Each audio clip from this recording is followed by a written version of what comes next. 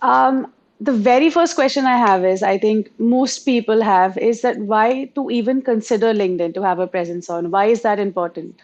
hmm I think when LinkedIn first came out onto the market, and it was the case, LinkedIn was known as a jobs and resume site. And I think a lot of people have kind of kept that old impression of LinkedIn in their heads, but it has become so much more than that. It is really your online landing page, and it's often the first place that many people go, recruiters, colleagues, prospects, to look at you and to find out more about who you are.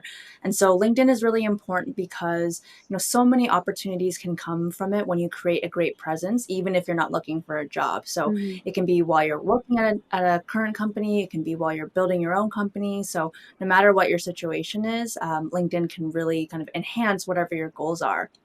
The other thing I would say is that many of us are virtual now or hybrid or remote first. And so being on LinkedIn, again, think of it as your online landing page, really the online office. And Mhm. so if you're not there, it's going to look strange.